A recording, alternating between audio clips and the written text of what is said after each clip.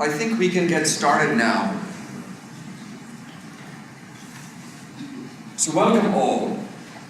I'd like to start with a few words from the book by Professor Amir Hussain from Loyola Marymount University.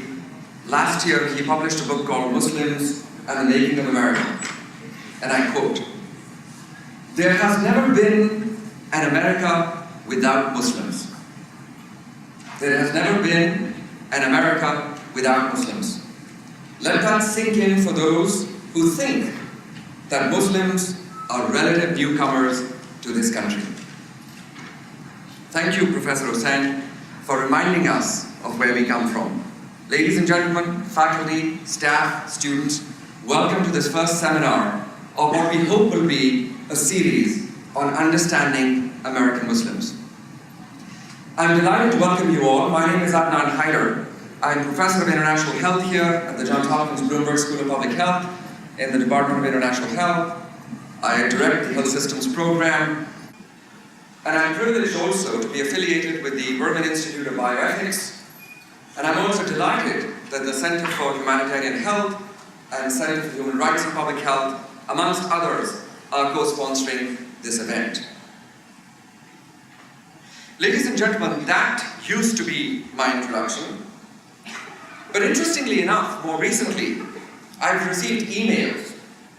Let me read one to you. Dear Adnan, I wanted to email you to say that I, like many others from around the world, have been incredibly saddened by the way things have turned out with recent events in the US. The kinds of things that are now said and considered acceptable to say and do are simply beyond belief. I can only hope that you, your family, friends and colleagues are not feeling singled out or hurt in the process. Warm wishes, Shanti. So let me reintroduce myself, ladies and gentlemen. I am Adnan Haider, still professor at Johns Hopkins Bloomberg School of Public Health. Oh, wait, that's debatable. But I am an immigrant. I migrated here 25 years ago. I'm also from a Muslim country. I was born in an Islamic republic. And most importantly, I am an American Muslim and very proud of it. I am an American Muslim. I never thought that I need to declare that in the previous 25 years of my existence here. But circumstances and contexts have changed. I could also say I'm brown and I'm short. Used to be heavier than I am today. So many other characteristics that define us. But it is so interesting that not because of any internal volition, but rather because of external circumstances, you introduce yourselves, you describe yourself, and in your consciousness comes about different characteristics, different groups that you belong to. And today, we therefore have to recognize ourselves in this way. Ladies and gentlemen, the times are indeed changing, as they often do, but our values do not have to change. Our values and our principles can remain the same. And it is for this reason that we felt that a seminar series on understanding American Muslims was so important. And I'm delighted that we are kickstarting that, and I welcome all of you who've come here in person, and I know many of you are listening to us on the internet as it is being live streamed. And while this is a time of anxiety for many, of trepidation for others, it's also a time of opportunity. Johns Hopkins University, I'm very proud to say, has stepped up to the plate. Dean Clagg of the Bloomberg School of Public Health, President Ron Daniels of Johns Hopkins University have been issuing statements and following through in support of all vulnerable groups, including American Muslims. President Daniels, in his most recent email, said, "In this historic moment when universities such as ours find our fundamental mission imperiled, we cannot stand by. We will redouble our commitment to discovery, open inquiry, and impact on society. To do less is to sacrifice the futures of not only countless individuals, but of our nation and its great institutions." That is the leadership that I'm proud takes forward our own institution. So today, ladies and gentlemen, we will initiate a dialogue. We will initiate a conversation. And like all dialogues and conversations, on occasion, it will be uncomfortable. But it is in having these uncomfortable dialogues that we will help each other understand each other better, that we will help frame who are American Muslims, what do they do on a day-to-day basis, how do they contribute to the social fabric of this country, and indeed, if you don't know some of them, may be an opportunity for you to reach out, to say hello, to engage, and to find out what their perspectives indeed are. Thank you so much for being here and supporting our seminar. We are taking the first step, but it's a small step, and we hope to take many other steps as well. Many faculty, staff, and students at Johns Hopkins have been talking behind the scenes, and we would like to launch an American Muslim Wellness Initiative. I hope that today's seminar is the initiation of this initiative. We have a new email, AMWELL, amwell@jhu.edu. If you're interested in the American Muslim Wellness Initiative, please email us, and we'll start having meetings and get together and see what types of contributions we can make in research, in education, and in service. Ladies and gentlemen, there has been a history of American Muslims. In 1730, well before 1776, Ayuba Suleiman Diallo was enslaved near the river Gambia in what is now Senegal. He was brought to the shores of what is now the United States and sold to a tobacco farmer. He was renamed Job Ben Solomon. However, Job Ben Solomon continued to practice his faith of Islam, continued to practice being American Muslim, even though he was a slave. Our history is entrenched, entangled within the history of this country.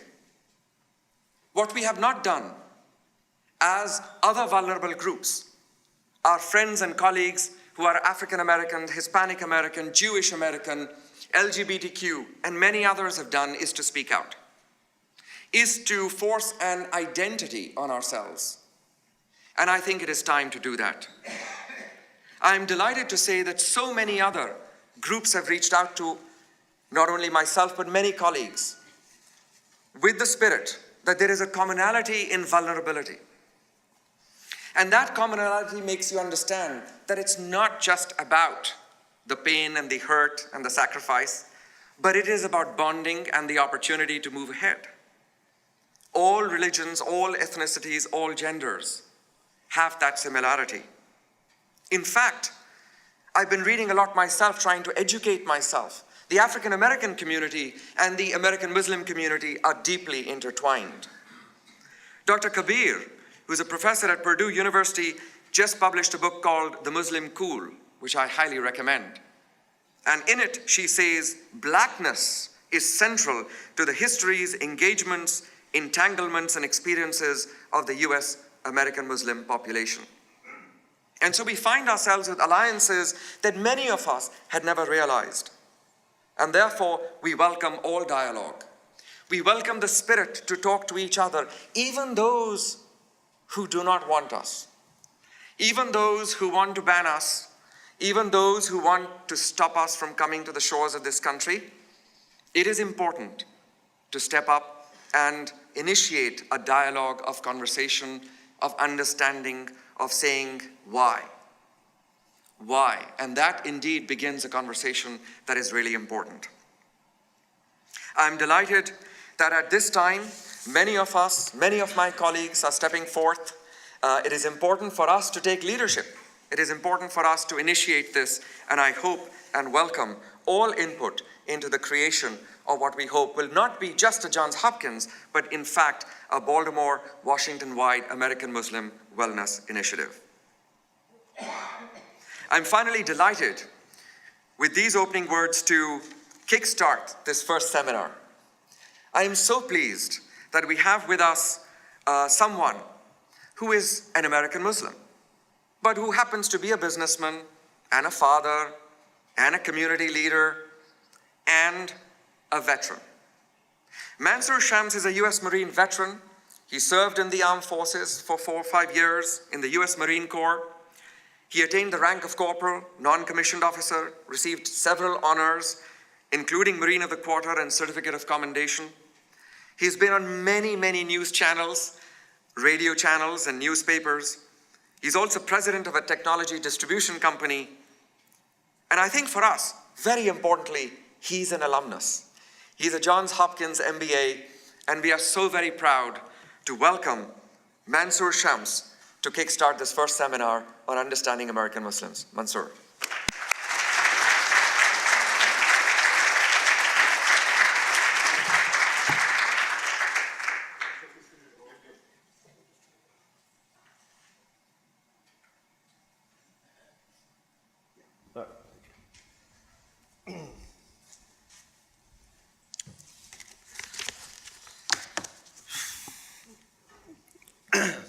Good afternoon to all of you. Assalamu alaikum rahmatullah. Peace and blessings of God be upon all of you. He was preparing a munitions cache for demolition in Balad, Iraq, when it exploded. He was a University of Berkeley graduate. Was close to finishing his PhD, but decided to join the US Armed Forces as a part of a good deed. He died. He was Staff Sergeant Ayman Taha, US Army, a Muslim. While serving in Baghdad, Iraq, there was an explosive device that just detonated out of nowhere. He and his wife had one baby girl. He was Major Ahern, US Army, a Muslim.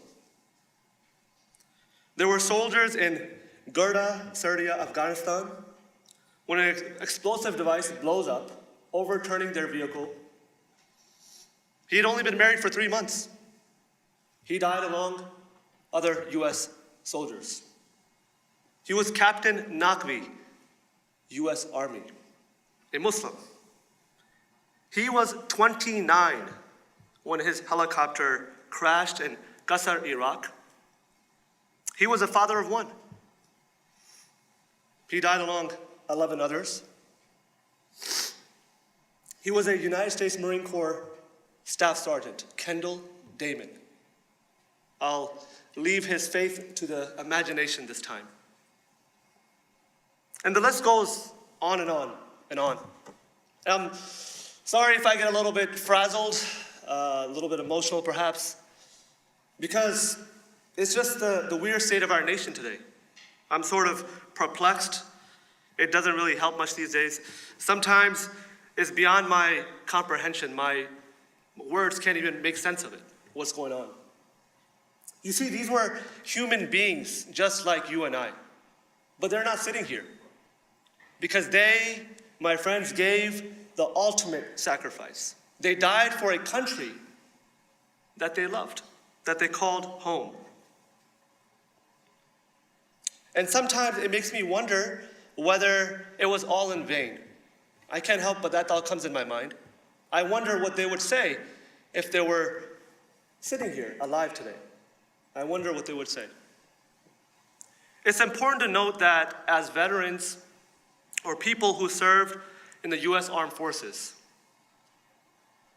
we fall in an extremely unique sort of category. And I'm not here trying to be arrogant or prideful or egoistic. That's not what I'm trying to do. I'm trying to, I guess I don't even want to boast about my veteran status, as Dr. Haider mentioned about who he was as an immigrant. That's not what I'm trying to do. But you see, veterans, they're the sort of epitome of the word sacrifice. That's what they are. The moment he or she signs on that dotted line, that day, that sacrifice begins. Injured or not injured, war or no war, if someone lived or died, the sacrifice begins. And those basic freedoms that you and I take for granted, they've given up at that very moment. And that is why today, especially as a proud Muslim, American, United States Marine veteran, it's appalling to see the things that are going on. Seeing today's circumstances, it's like as if I sort of got stuck in this really bad movie, some scary movie, where I signed on this dotted line, I got heckled and maybe taken advantage of. Come to find out, it goes against every single thing that our nation or our armed forces has ever stood for. That all men are created equal. Among these are life, liberty, and the pursuit of happiness. That is the America that I am trying to wake up to from this crazy, scary dream. Through the course of history, many contributions have been made by immigrants. Even till this very day, professors and doctors and engineers and scientists, for example, right here at this very university, are working on the next breakthrough as Americans.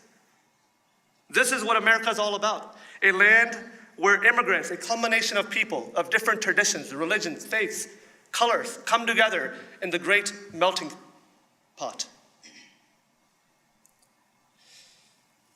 I don't know if many of you have heard of an app called Periscope. Anyone? Yes? Okay. So it's a live stream app that I often use myself to, take on those crazy questions head on. People see me in real time. It's now owned by Twitter, worth millions of dollars. Recently, they added something on their front page, if you haven't noticed, when you open it up. Proudly made in America by immigrants. This is, my friends, the state of our nation. An app worth millions of dollars owned by Twitter has to actually make this statement on their front page. And just for the record, I'm not here seeking anyone's sympathy. I want to make that clear right off the bat. That is not the intent here. I'm not wanting anyone to feel bad for me, or even the larger Muslim world. Please, don't do it. You can come up to me afterwards, shake my hand, give me a hug if you want. Whatever you want to do. But please, no sympathy. That's not what I want. I'm here to tap in to something greater than that moral compass that is within us all, regardless of whatever faith you follow or don't follow, where you come from, what your background is, what the color of your skin is. It doesn't matter to me, to be very honest. It just doesn't matter. I want this moment to be about sincere reflection, looking into the deepest corners of our heart, our minds, our souls. That's what I want this to be about. I once read in this book that, and this I think happens to all of us, by the way, that the moment a negative thought creeps in your mind and you ignore it, you put it to the side, you have actually accepted it. You may not realize it, but there is some truth to it. The moment you ignore it and you don't address it, you have at that moment accepted that negative thought. So let me give you an example. You have a guy like me standing in front of you, brown skin, black beard, hiding some of the gray, hopefully a little bit handsome. Okay. But what's coming in your mind? That's the question that I'm professing here in front of you that I'm a Muslim, for God's sakes, right? So what comes in your mind? And I want someone, if perhaps they have the courage to stand up and say the worst thing. I'll love you for it, to be very honest. What comes in your mind? Anyone? Come on. All right, fine. $50? All right. Well, what comes to mind? What comes to mind is a typical stereotype, right? The terrorist, the Bin Laden, right? The ISIS guy. And it's at that very delicate moment, you have to ask yourself, whether you share that thought with a confidant or you keep that thought deep within inside of you, not sharing it with anyone, At that moment, you have to address it. Because in the hastiness and the busyness of life, we often forget to address it. But when it becomes too late to address that thought, you become something that you wish you had never become. You didn't address it, and at some point, it's going to show itself. Maybe you'll be proud of it, and maybe you won't be so proud of it. Am I taking a moment every day to pause and reflect? Do I think that I'm better than others because I work at a prestigious university or go to school at a prestigious university that perhaps other colleagues don't go to? Am I letting the arrogance, the pride, the ego that we all have, it's all there in all of us. Even the guy who's on the street, who may be a homeless man, trust me, is there to a certain extent.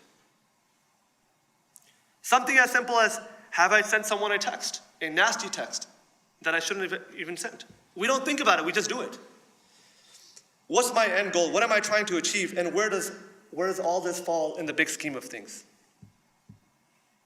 Am I just caught up in my day-to-day life, my issues, my worries, my problems? I call that the big bubble, my world. Everybody else is an alien, and life revolves around me and who I am. What mark will I leave behind? How do I want to be remembered? I say these things not to lecture you, but I feel like one of the reasons we are today at the juncture that we are is because some of these questions haven't been asked. We haven't asked these questions of ourselves. We forgot to perhaps run a virus scan on us ourselves. We run it on our computers, but we haven't run it on ourselves. It's quite possible that that virus that started off quite small is now taking over at a much larger scale because you never captured it, you never caught it, you never tried to attack it. These are questions, my friends, only you and yourself can answer. You are not obligated to come up to me and give me the answers to these questions. I don't want them. These are something that only you yourself can answer, that you should address. Because at the end of the day, that is your personal jihad. Jihad, he said it. Where'd that come from? Translation, struggle. The struggle deep within to become a better human being. Something that I literally try to do every single day of my life. Very cognizant of it. Yes, that is the true essence of the word jihad. So I bet you never heard someone come up on a stage in a public setting. This is the first time I'm saying this, by the way. A Muslim, American, United States Marine, jihadi. That's who I am. That's who I am. There are only two complete parts of faith. One is to love God, and the other is to love mankind to such a degree that you consider the suffering, trials, and tribulations of others as your own, and you pray for them. I mean, this actually gets me a little bit frazzled sometimes, trying to control myself, be the Marine. And then you have ISIS. And that's where this dilemma comes in, right? It should probably lead to someone scratching their head, which shouldn't really be a dilemma, but it is. You have a quote by the founder of the Ahmadiyya Muslim community, the sect that I belong to, Mirza Ghulam Ahmad, also known as the Promised Messiah. You have ISIS, and you have this guy declaring that he's a Muslim Marine. I mean, does it make sense? It's sort of confusing. And then you have this other group, again, called ISIS. The worst of the worst.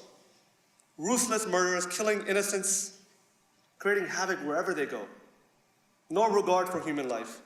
And by the way, the fact is, ISIS has killed more Muslims than any other faith group. That is a fact. To make matters worse, and I mean this in a good way, you have a man before you claiming Islam, who is an American, who is a US Marine, all at the same time. And how can that be? ISIS on one hand, the quote above, and the other Muslim Marine in front of your very eyes. This is so confusing, it doesn't make any sense. But this is exactly why we must take a moment to reflect, pause and reflect, and reject every form of hate, racism, bigotry, whatever it comes from. Whether that man professes himself to be a Muslim, a Christian, a Jew, agnostic, atheist, it doesn't matter. There's no room for it. There's no room for hate. At the same time, one cannot forget the reason and simply forget to reason and simply begin to paint an entire religion or a nation, for that matter, with a broad brush. Banning them and putting small children, single moms, elderly people, in the same category as that terrorist. That's what that actually does. Not allowing them to leave their homes in turmoil in a war-torn country. Countries that we are actively engaged in bombing. That country. Imagine if it was you and I and your family. And that's where the issue begins, because we somehow forget to bring ourselves into the picture. We just think it's some other thing, some other person on some other planet. That's it. It doesn't matter to us. And it all goes back to this moral compass. We're so numb to it. That is not America. That is not what America stands for. It never has. That is just simple, utter disregard for human life. That's what that is. Plain and simple. A person who's innocent, in need of love, kindness, comfort, who's deprived of some of the basic needs of shelter, food, and water. We're going to close our doors? That's not what we are as America. I don't think we should allow anyone to tell us that that's what America is. Having said that, it's also important to have real conversations. Because, these get-togethers without real conversations are simply that. They're just get-togethers. We'll move on to the next chapter. It's important to talk about what's going on deep within our minds. What are the issues? So let me put it this way and be blunt and direct. I think that sometimes playing this victim card that we as America, as a nation, does at times is just wrong. It's unjust. I could almost say it's un-American, to be very honest with you. We take responsibility for the good that we do, and we take responsibility for the bad that we do. That's how life works.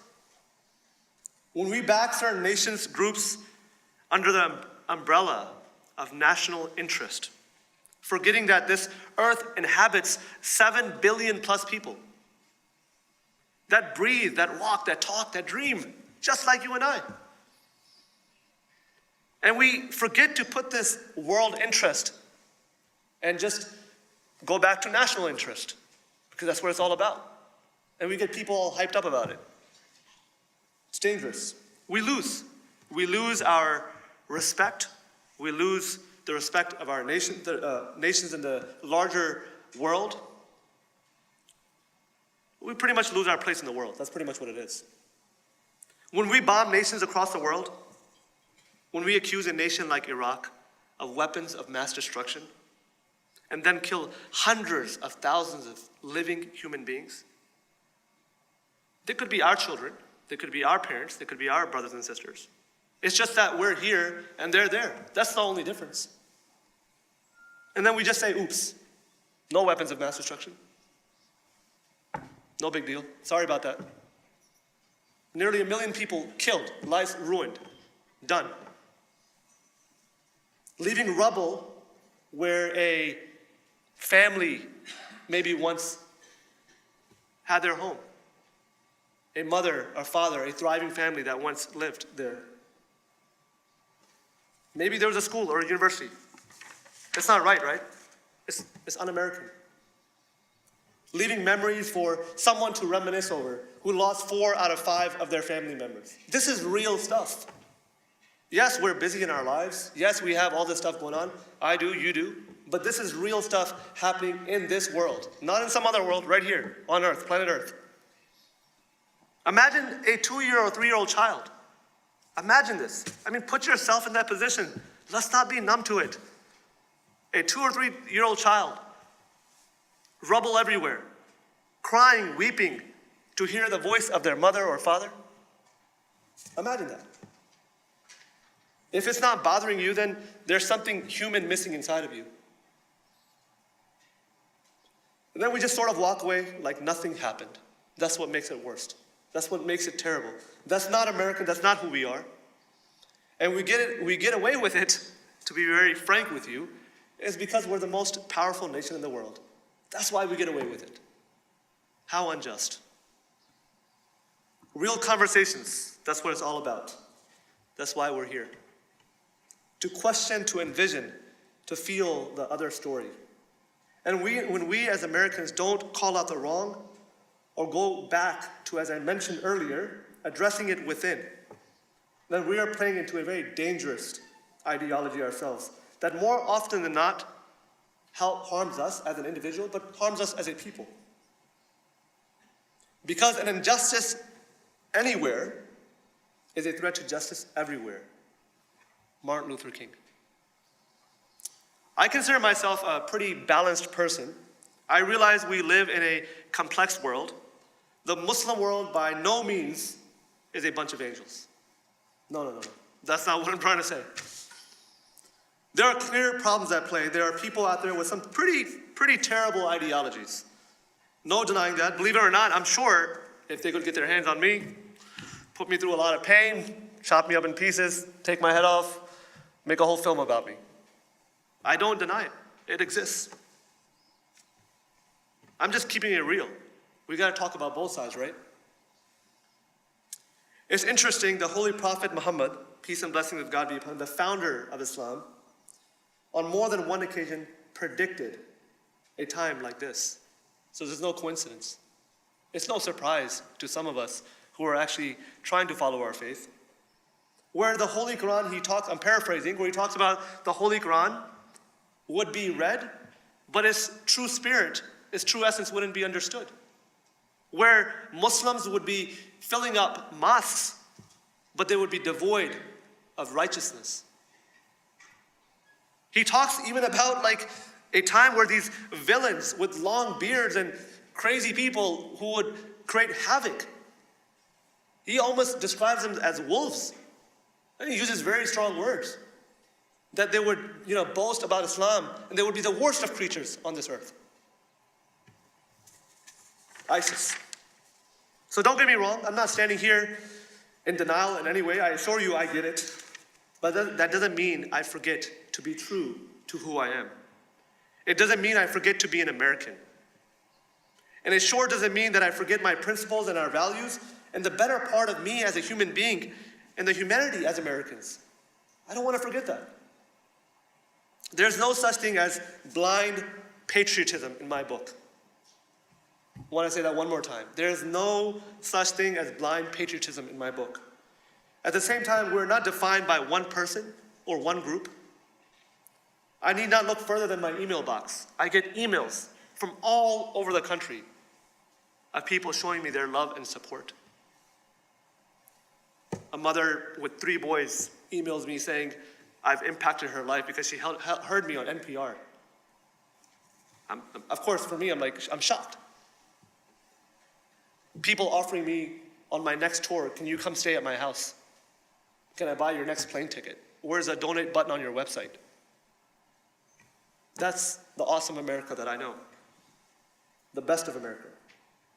Similarly, one single person or one group like ISIS will not speak for me or 1.6 billion plus Muslims in this world. Because I can tell you, I know plenty of awesome Muslims. Some of them are serving as we speak. There's one right there who took time to put together this event. They're among us. They've been among us for well over 200 years. We've all heard the hashtag, not my president. That won't be my stance. I want to be very clear. That is not what Islam commands us to do. I know that sounds sort of interesting, but I just want to sort of address it. That's not what Islam commands me to do. Islam actually commands me to do something quite different. The Holy Quran actually talks about this. It teaches this. That to obey people in authority above you, that do not create disorder in this earth. Even when we disagree, I'm supposed to obey. So Donald Trump is my president. I'm saying that right now. And then the sect that I belong to, the Ahmadiyya Muslim community, this actually question has been addressed head on by our Khalifa, also known as the Khalifa of Islam, His Holiness Mirza Masroor Ahmad, right before the election took place, or before he won the election. He says in his words, "We are peaceful and law-abiding Muslims, and we are not going to take to the streets or protest against this election in any way. We will wait to see what Trump's policies are and what he actively seeks to implement. If there are good policies, we will support them. And if there are any policies in which he seems to discriminate against any group, whether it be Muslim or not, we will work within the lawful means, procedures to register that complaint." That is the guidance that I'm getting as a Muslim. That's Islam 101. As I sit here before, I don't desire anyone's sympathy, or anyone who's sitting in this crowd should either. No one should desire any sympathy. It doesn't matter to me what religious affiliation you have, again, what culture you came from, what the color of your skin is. It just doesn't matter, because at the end of the day, we're all a nation founded by immigrants and of immigrants. First generation, second generation, fourth, it doesn't matter. We're all immigrants. You came here a little bit before me, I came here a little bit after you. But at the end of the day, we're all immigrants, and there's only one exception to that, of course: the Native Americans. Any Native Americans in here, just for the record, check them out. There's one rule to that, that's it. Other than that, you, I, everyone here falls under the same bracket. It's just a matter of time. So remember, today, I proudly speak as a Muslim, as an American, as a United States Marine, without any reservation of any kind. I serve this country because it was the most natural thing for me to do. I serve this country because my faith actually demanded of it. It's why friends and family members and members of my Ahmadiyya community are proud that I'm a Muslim and an American and a United States Marine. They're proud of it because he's lived up to that saying of the Holy Prophet Muhammad ﷺ, peace and blessings of God be upon him. Loyalty to country is a part of your faith. That's why there's no conflict of interest. That's why I can come in front of you and openly declare who I am. So my message to anyone who is sitting here or listening wherever they are, maybe you look a little bit different, maybe you don't, maybe you look like me. I know it's a little bit rough out there. There's no denying that. Particularly if you're a Muslim man or a Muslim woman. But please, to the Muslim man, don't shave your beard. To the Muslim women that I see here, please don't take off your hijab. Don't do it. Don't give yourself a nickname so you can fit in and blend in. Be yourself. America values individualism. That's what's awesome about America. They love it. We love it. We love when people are different. That's what America's all about. Your inferior complex, because I get it, it's interesting. Sometimes I battle with this thing myself. When you're being hounded and bombarded with different things over and over again, you almost begin questioning yourself.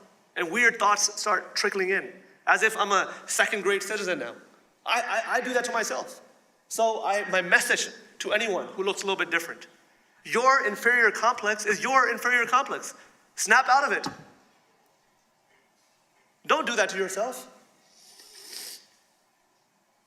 Don't let anyone persuade you that you are different or you are weak. That'll be their strength and your weakness the day you allow that to happen. And of course, if there's anyone who feels otherwise, well, maybe it's time to grab a book. Maybe that person is here. I don't know. Maybe it's time to grab a book and take a lesson of history and learn who you really are. Or just come up and talk to me. Let's become friends.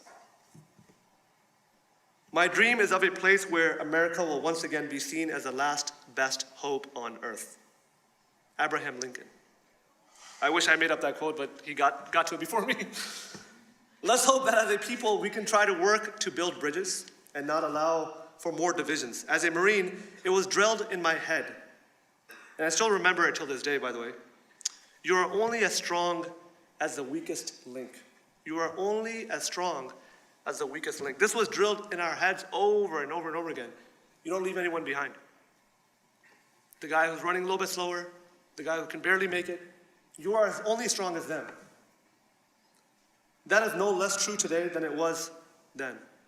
We are strong when we are united as a one people, as one America. I thank you for having me here today.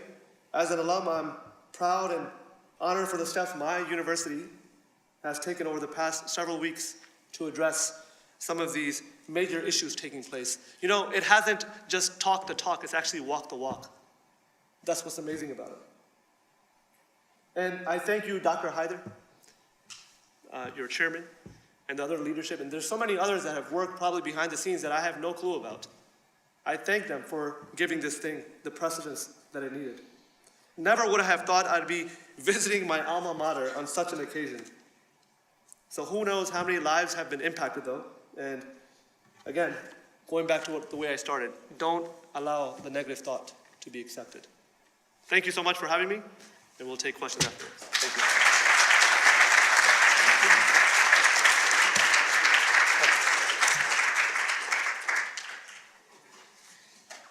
Thank you very much, Mansoor Shams, Muslim Marine, father, businessman, and most importantly, alumnus. What a pleasure to hear you. And as you've rightly said, these are important conversations and on occasion can be uncomfortable conversations. So I hope that we can get a little bit of dialogue going right now. I believe we have people with microphones standing on both sides. I'm going to try and help moderate some questions because it's a little bit of task to see who has a question. If you could raise your hands.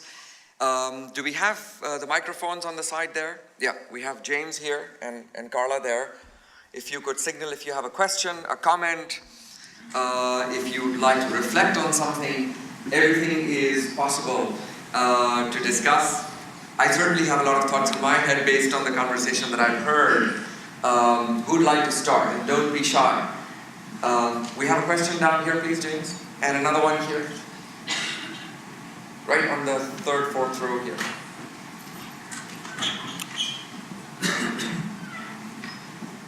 And so we might take a couple and then see how we're going. Sure. Yes, please go ahead. Thank you so much for the opportunity to ask a question. We can start with dialogue. What I'm wondering is, given the conflicts that exist among Muslims who identify with different sects of Islam, how do Muslim Americans move toward better understanding and acceptance of each other to start with? Great, excellent questions about the schisms within Islam and Muslims. Let's take another one. So thank you so much for your wonderful speech and for your service. My question is about your time in the Marine Corps. Did you find the environment to be accepting and tolerant of your faith, and were you able to practice your faith? Okay, great. I think one question at a time. I think that'll be better. But I'm very grateful for the courage. It was yourself who got up. Usually it takes a little bit of courage, for the first person to raise their hand. So that was pretty quick. You guys got me. So. I'll come back to your question. This one's more fresh in my head right now. Okay, just 1 second. As far as the Marine Corps is concerned, before I went in right before 9/11, and it was a time where, like I mentioned in my speech, it was a very natural thing for me to do. It was very Muslim-like, if that's the right word. My family was very supportive of it. Anyone who I told, they were very supportive of it. With the exception of my mom, because I was like the only son, so you guys can understand, she didn't want to see me go to war or get killed or something like that. But everybody else was supportive. And I went in right before 9/11, so I felt like I was no different than anybody else. The moment you go through that rigorous sort of training and you actually get the title of U.S. Marine, you are now a Marine first, and everything else that's affiliated with you, whether that's your faith, the color of your skin, that's all, it doesn't matter. You're just one Marine brotherhood family. So, however, again, just trying to keep conversations real. When 9/11 took place, and just like everyone else, I remember where I was at, and things started to shift a little bit. Where initially it started off with jokes like Taliban, Bin Laden, terrorists, things of those things, and I kind of laughed it off in the beginning, I kind of joked away and haha, and eventually I realized that I had to nib it in the bud by addressing some of these issues. Now, I can't say that it didn't affect me in my environment. I'm not one to jump into somebody's heart and mind to see what they are thinking and what their intent is.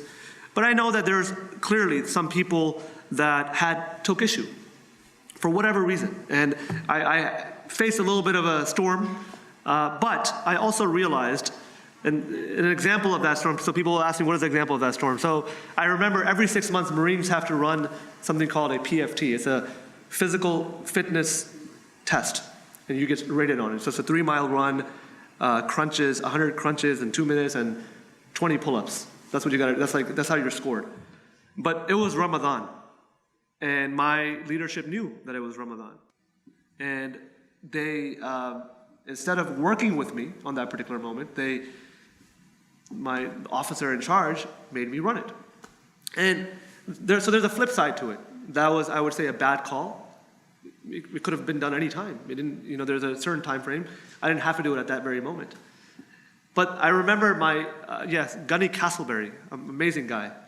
I mean, he has to do what, he's told by his senior official, right? So he says, Shams, I'm sorry about this, but I'm gonna take my car, and it was sort of like a Rocky scene, because he was driving his car the whole time while I was running, just in case I passed out. Luckily, I didn't pass out. And, the Marine Corps, the military in general, has some work to do. There are really awesome people in the military. They've treated me like their own son. I'm in touch with them till this day. I have friends that I'll be friends forever with. And just like everywhere in the world, just a few incidents, a few people don't get to define the entire Marine Corps or the entire Marine Corps family. But yes, is there things that we need to learn? Yes, as we are a diversified nation. We are a combination of a lot of people, so we need to know and understand. And I think that's what makes us strong at the end of the day. If you know, I'm an asset to the military. If you think about it, considering the circumstances that are taking place and all the, the problems and issues worldwide, my skill set, whether it's from a language standpoint, whether it's from a culture or religion, I'm an asset for the U.S. military. So it's in their own benefit to understand, to accommodate who I am. Great point. And the first question was about schisms and understandings within the religion. This is an uphill battle. Just like with Christianity,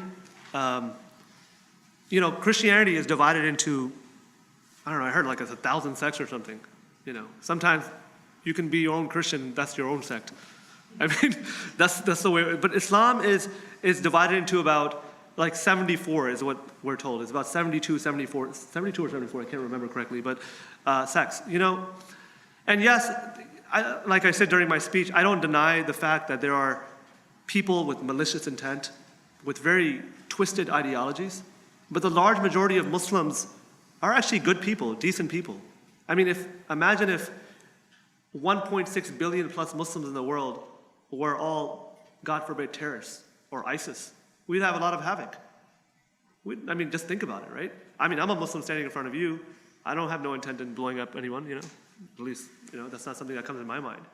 Because to me, that's very un-Islamic. When Quran clearly commands that if there's a verse that says that if you save one life, it's as if you have saved all of mankind. If you kill one life, it's as if you have killed all of mankind. La ikraha fi din, there's no compulsion in religion. There's no force when it comes to the matter of faith. People say, oh, you have to go force people. No, it's right there, la ikraha fi din. There's no compulsion in faith. So there is some larger, I think, issues that are there. My particular sect that I belong to, I think, is exemplary in many ways because it's united under the hand of a leader. I think that the Muslim world at large, if they had leadership, which they don't, we would have less problems. But right now, what we see is that it's very divided. Everybody sort of does their own thing. They have their own understanding of things. I'm going to do it this way. I'm going to do it that way. And we're not, let's face it, if you go to Johns Hopkins University, you don't earn a PhD in 5 days. You have to finish elementary school, middle school, high school, undergrad, graduate, then you get to the PhD. Then you become somewhat of an expert. Even then, you have so much to understand. So the same thing is true of religion. That it's not a 5-minute process. And that's why I think that, I don't want to boast particularly about my community, but I think there's something that does stand out. It's spread over 206 countries, and it's united under one hand, one whom we believe to be like divinely appointed leader. And when I have a question in my mind, something that doesn't make sense, I know where to go to. I can go and say, right to the Khalifa myself. I have got to meet with him many times. I have this issue. The buck stops with him, and I'm good. But if you don't have that, I think then it's probably perhaps confusing and frustrating. And I think if leadership was there, it would be a big help. Let's open up to some more questions. Yes, go ahead, please. Yes, you alluded to the fact that when we support one group much now. The microphone, if somebody could check. We've got people online, so we have to make sure that the mics are working. Yes. Okay. Yeah, you alluded to the fact that that when we support one group in favor of the other, you made that statement, but you did not actually go into which are these groups that we are supporting in favor of the other. That's my first question. My second question, I think you already addressed that when you said there is no clear umbrella leadership in Islam. So what do you think is the way forward? Because what I hear from Muslims at times is we don't have to say sorry for what a particular sect using the name Islam, or acting in the name of Islam is doing. So we don't have to address that. So I think, what is your view on moving forward such that the world can know there are Muslims that are clearly against these fanatics? If such a group exists, it will go a long way to calm some of the fears in which we have. I just want to get your perspective on that. Thank you. Thank you. I mean, I'm going to go back to the way I already answered that question. This is my personal opinion. Others may differ. You can talk to other Muslims and see what they have to say. But to me, that's the largest issue. The largest issue is the lack of leadership. Why I'm at peace, why I'm so relaxed, why I can proudly proclaim whatever I want to proclaim and come out in front of everyone, and is because I know I'm protected to a certain extent by a leader. It's a big deal. Imagine in the United States of America if we didn't have a president, right? Let's say, or any country for that matter. What would happen? It would probably be in chaos. So what happens if, there was no structure in this university? When you're giving a class and the professor just says, okay, hey, do whatever you want.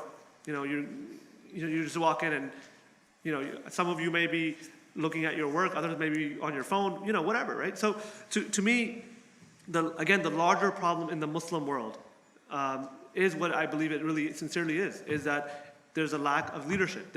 Right now, I cannot look to any particular country to say, that's the ideal, Muslim world that I'd want to go by. I can't. I don't know who that is myself. So the only reason, the way I'm comforted, is where, as I mentioned, the sect that I happen to belong to, the Ahmadiyya Muslim community, it has who we believe a divinely appointed leader, divinely guided, divinely appointed. He's sort of like our Pope.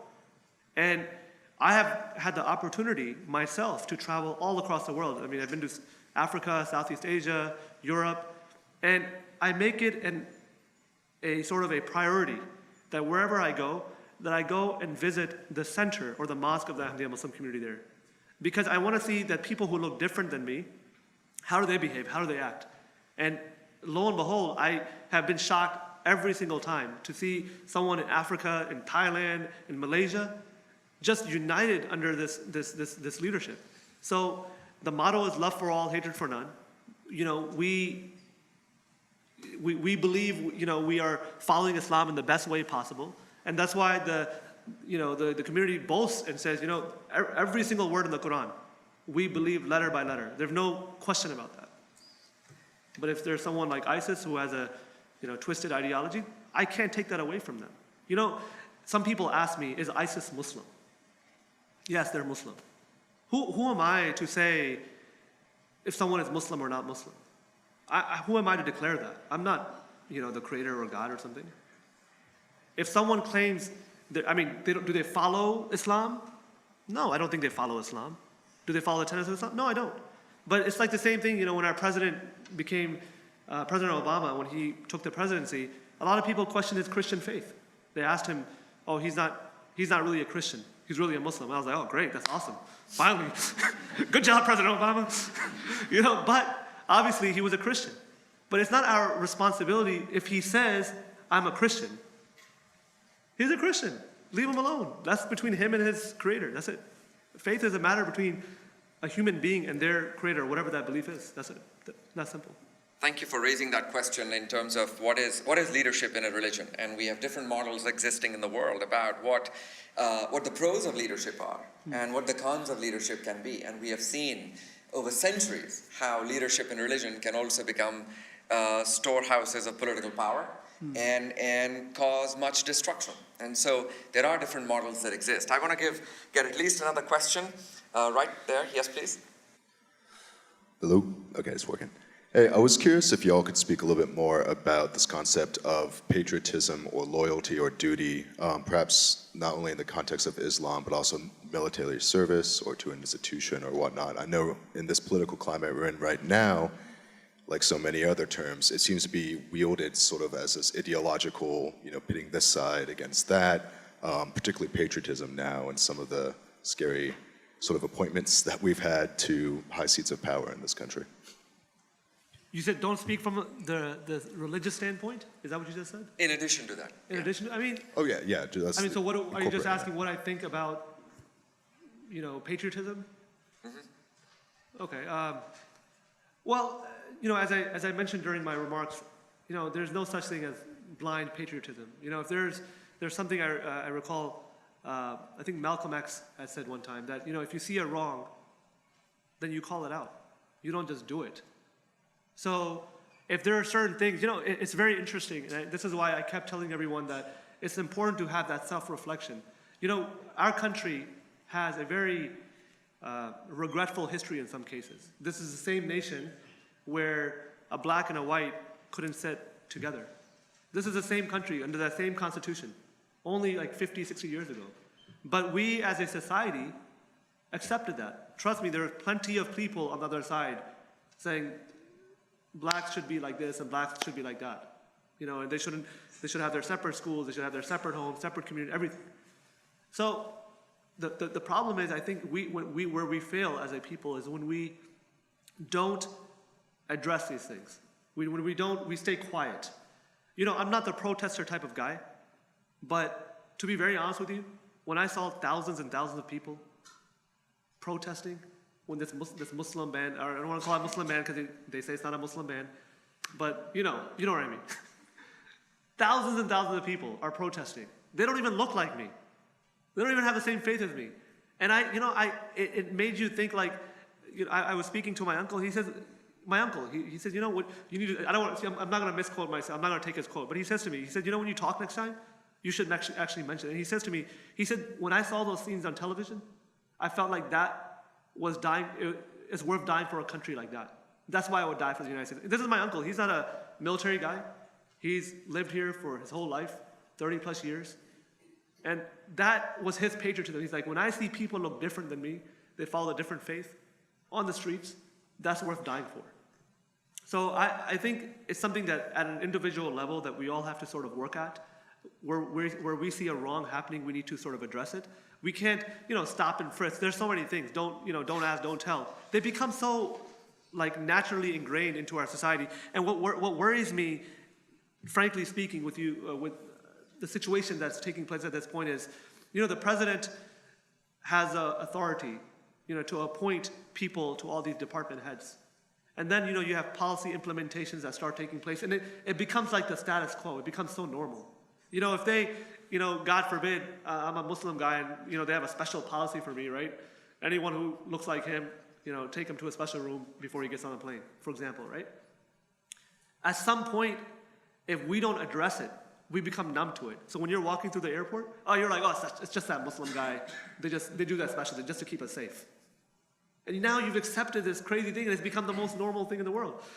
What's giving me hope, however, is this balance between the three branches, like what's happened with the Ninth Circuit. That really gives me a lot of hope. Like, that's awesome. Not, again, for or against any policy, but that there's a checks and balances in place. Thank you. I want to pause for a minute and bring into the discussion Professor David Peters. Professor Peters is the chairman of the Department of International Health. He's also leading our signature initiative on global health across Johns Hopkins University.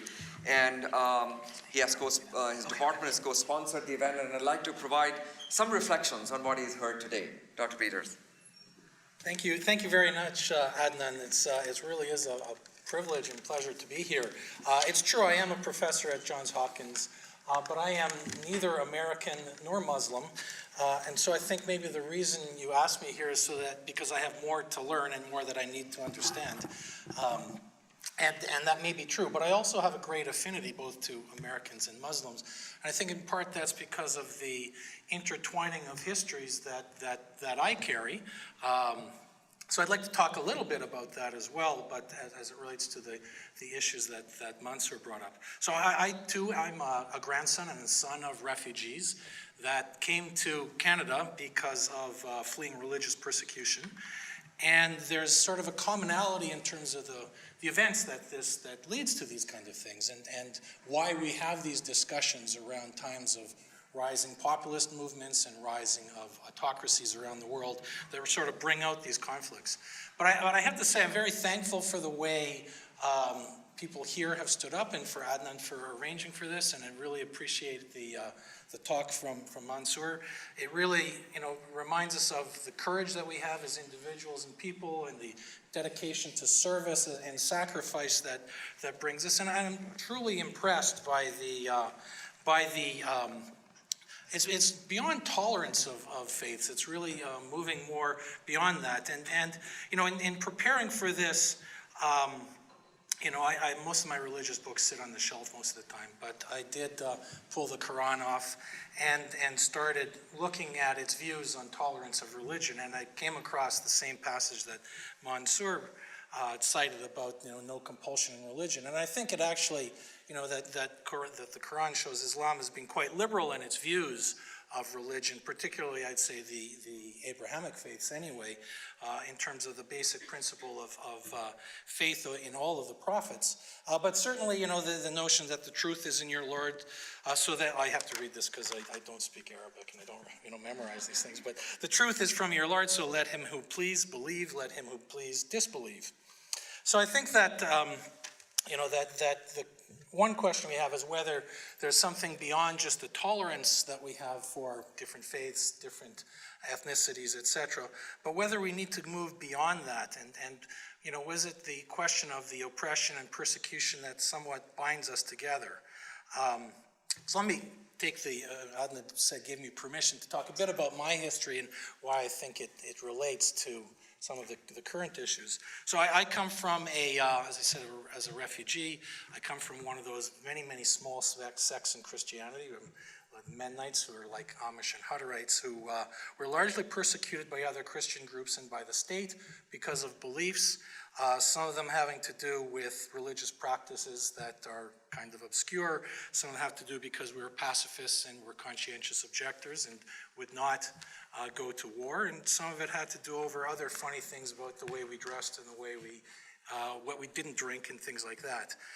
But we came to Russia in the 19th century largely because the emperor at the time wanted us to farm, because we did know how to farm.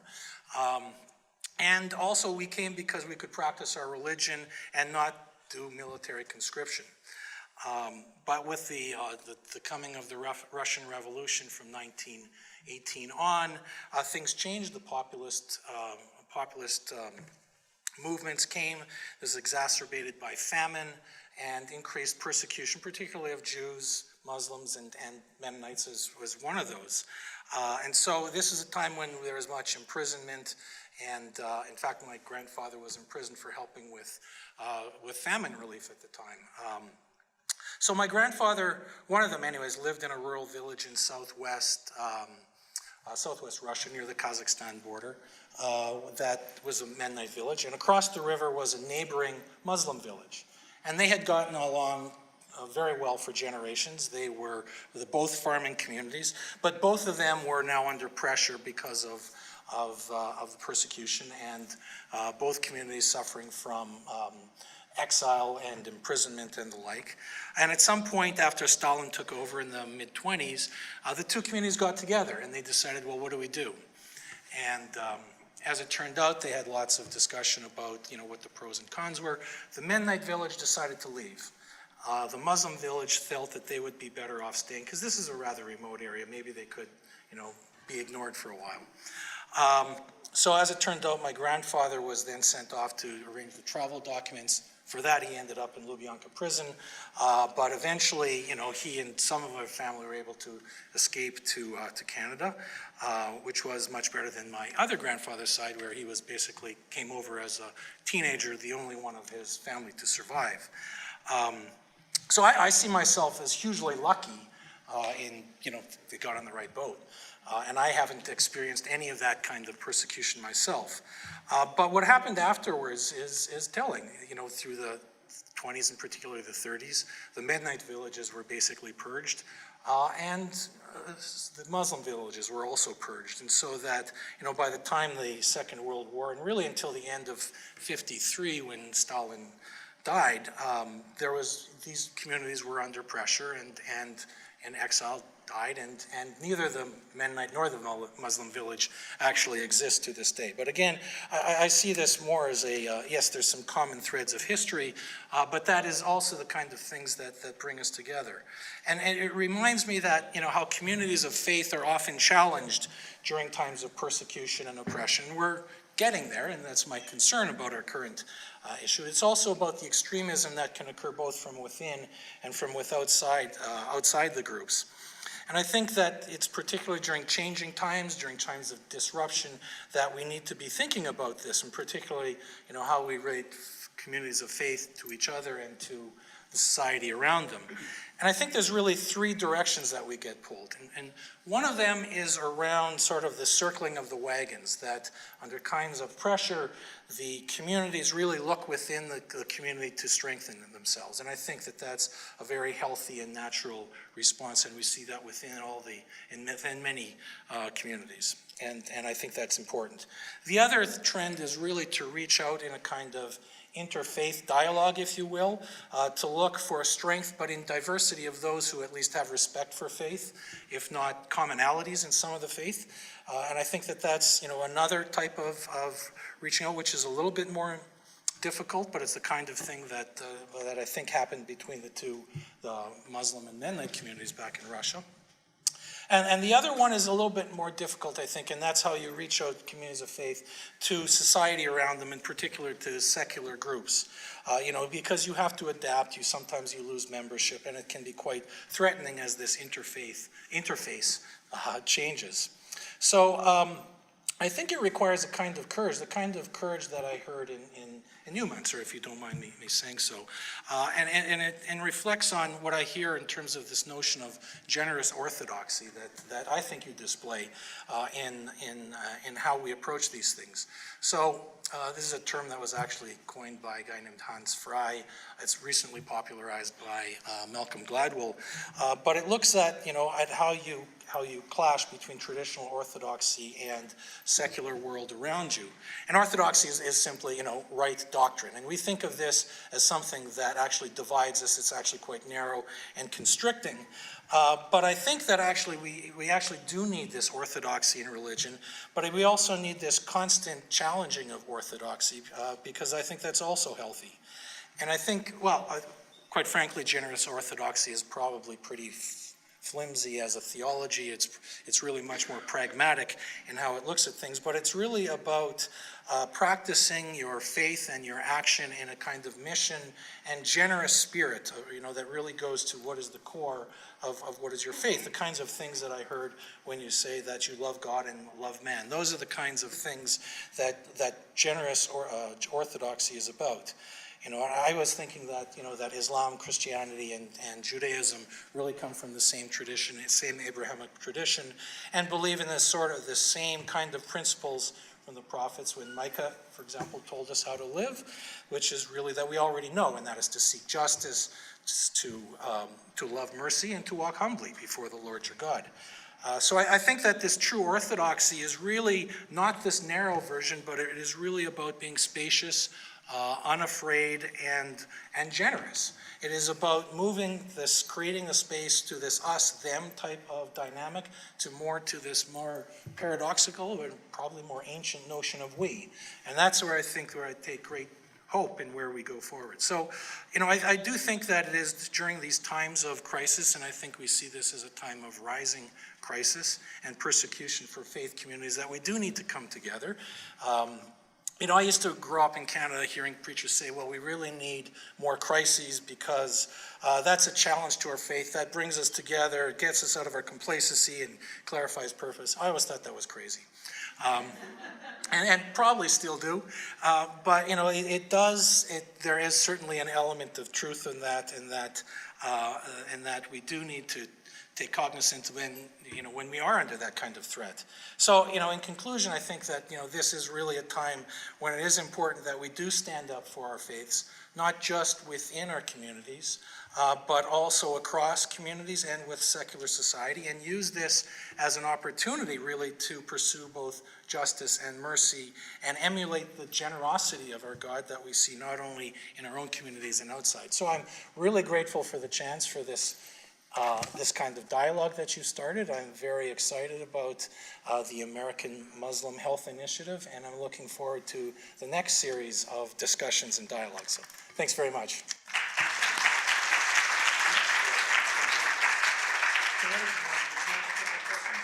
Thank you, David. Although I know there are some more questions, I think in view of time, I'm going to allow for more personal discussion. If I could, David, request you to give our speaker a memento of our appreciation for him to take the time out of his schedule. I know he is in great demand right now by all sorts of media organizations, including the fake one called CNN, as I'm told. But thank you very much, Mansoor, for coming today and for spending time with us.